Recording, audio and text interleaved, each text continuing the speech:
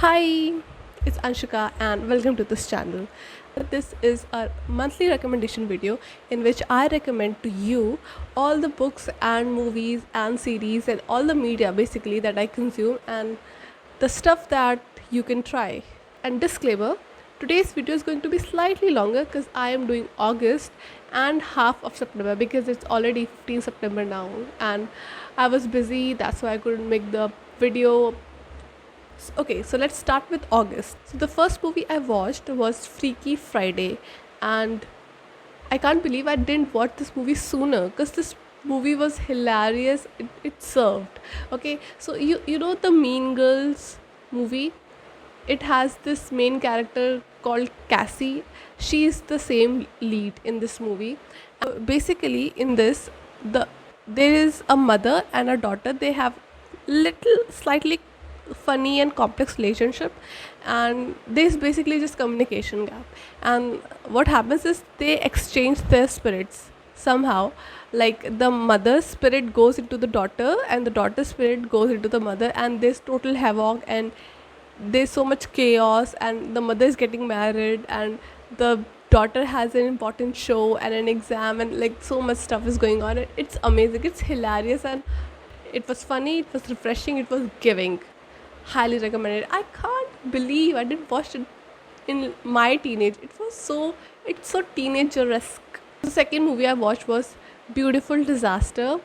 If you don't know already, it's a book adaptation, and I've read the book in like before COVID, and I apparently liked the book. In fact, I recommended it to my friends, and they seem to like it too. But the movie was a tad bit disappointing. Yeah, so with all the book adaptation, we people generally do not have very high expectations, and because most of the time book adaptation does not serves, except in few cases like Harry Potter. Usually they are not as good. So I already had low expectations. I don't like the changes that they made with the storyline, and I felt that the movie was a bit rushed, and a lot of stuff were which actually made me like the book were like eliminated from the story. Also, the casting was, I don't think, was right, because with the name Tyler, I would always assume someone with black hairs, but Dylan Sprouse was got casted. Okay, so it was like 3 on 5. If you have read the book already, and then maybe you can watch it, otherwise don't bother. And I finished first season of Suits. Yes, I watched the Suits and I love it. It's so fast paced. It's so like so happening. Every case is so different and it's so fast paced. I love the whole thing. I feel like I'm on a roller coaster, and like I feel very active and engaged while watching this. I love Suits, and wow, I can't believe I didn't watch it already. Season first of Suits done. I'm currently on season 2. And about the books I read in August. Lessons in Chemistry, love it. I think I briefly mentioned it in the previous video of a man's search for meaning, and I finished this book now, and this book is so good, man. Highly recommended. 5 on 5. Yes. And Elizabeth Zott, such an iconic character. I don't think I will be able to forget this character anytime soon. Such an iconic character. Amazing book, must try. Next book I read was Haroun and the Sea of Stories. It's for my college, but it was good. It's basically a kids storybook, but the depth of the story, it's astonishing. It's really good, and we are analyzing it for I think 2 classes already, and we are still yet to do more analysis because there's so much to learn and so much to uncover in this novel. Yeah, so like if you like, so this book is highly recommended, but if you are reading this book, I would recommend you to also read its critical analysis, because there's so much stuff to uncover, and the more you learn about these underlining things, the more you come to appreciate the text. When I finished reading it myself, I was like, okay, nice. but the more we analyze this text in our class, the more I understand that wow, the author was a genius. So that was all my August recommendation. Now we come to September recommendation, and it's 15th September, but I have managed to read two novels and watch like 5 6 movies. So yeah, I think I need to focus on study now because I have been slacking a lot. Wow, I love that crew, those the casting, those four friends. I love those women, their thoughts, and how different they are, and the whole friendship aspect. I love it, and I love that how female centric this whole thing is. And the movie was amazing. It delivered what it promised for, and I, after watching this movie, I got this recommendation just like that, and it's a series actually of those same four or five women. How cool is that? Like, the movie got so big and successful that they started a series, and it has 3 seasons. I have just watched the first season, first or second episode. You bet I'm gonna watch the season. See, entire, at least the first season I'm gonna watch it because I love the crew. I love Carrie. I love everyone. I love how female centric it is. Yeah, because there are not a lot of media that is produced which is all female crew and made for females. Even though like what's this director, Ban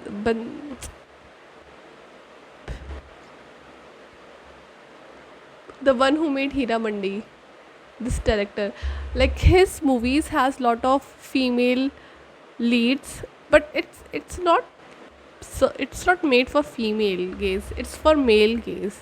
But this movie, Sex in the City 2, and just like that, it's all for female gaze. So I love that, and how empowering it is, and how real the character feels sometimes, despite of being so fab. I love it all. Second movie I watched was The First Daughter, and that movie was boring. It was very simple actually. It's basically Cinderella story. But the Cinderella is rich. Yeah, it's boring, don't watch it. Okay, so next I watched 6 episodes of One Punch Man, and it's good. Basically, I stayed up all night to for some reason, so I just turned this on to stay awake.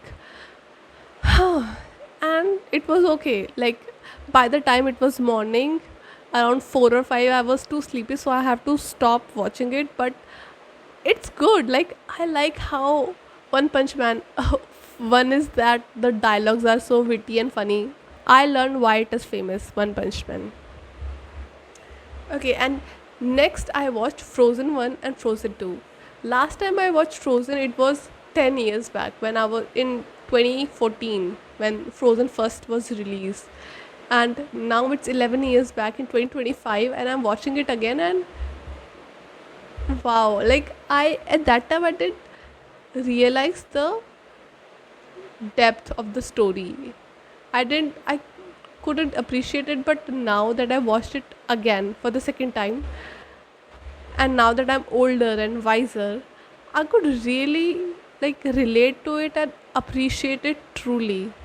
And amazing work with the like animation, because it didn't felt outdated at all. Everything was great, and the songs are so nostalgic, man. And even the second movie, the first time I watched Frozen 2, I didn't like it, but this time I liked it better. And one of the things I noticed is that how Elsa, first when she was in, before her coronation, her hairs were like, this is like a motif thing, that her hairs were locked, tightly secured in a bun. Then she like unhurls her power and got her magic and got her secret revealed. That's when half of her hair are undone. But in the third movie, when she is truly free, that's when her hairs are completely untied and free, just like her power and her magic. That's like one thing I noticed, which I didn't notice in the previous time that I watched it. And yeah, and I noticed a lot of other things too, and I really come to appreciate it. So first time I watched Frozen 1, I liked it, and this time too I liked it. But Frozen 2, the first time I didn't like it. I thought it was extra. It was not. It was disappointing. But this time I think it was good. I think Elsa really needed her happy ending, which she got only in the Frozen 2. Okay, I also watch Wednesday. I am currently on fourth or fifth episode, and the second episode was a bit slow and a little boring, but I am in it for the Enid and that new girl's dance. Agnes, I think she's very resourceful to Wednesday. Yeah, and I don't think the second season is as good as the first season, but I'm gonna watch it and I will tell you what my views are when I'm done watching it. I'm halfway there. There are just four more episodes to go, or maybe three. Okay, so about the novels, I finished two novels in 15 days. Can you believe?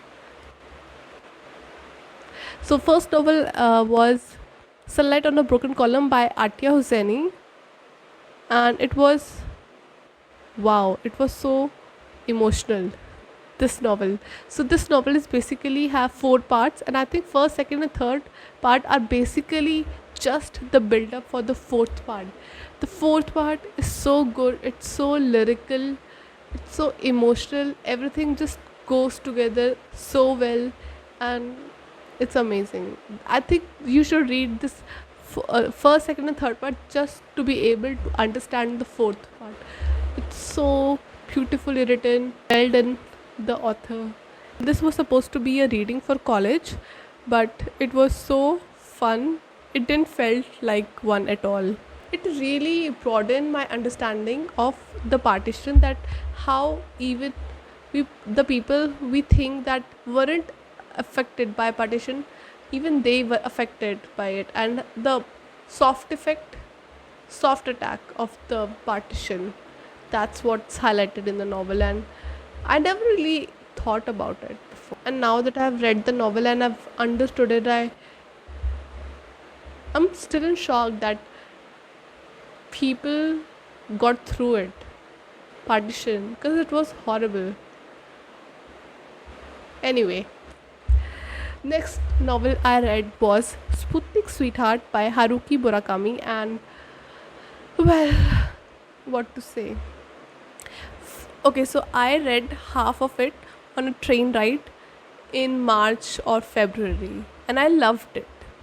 But then I could, it was a train ride and I could not finish the novel, so I read it in this month. And the the first half of the novel that I read on the train was amazing and was 10 out of 10, but the next 25% of the novel, so first 50% was great, next 25% was really disappointing, but the last 25% did make up for it.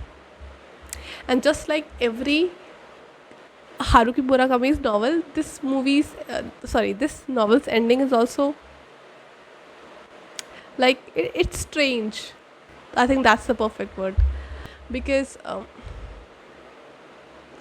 by the time this novel ended, I was just so glad that it's over and I'm done with it, because the middle 25% part was so draining. I was not enjoying it at all.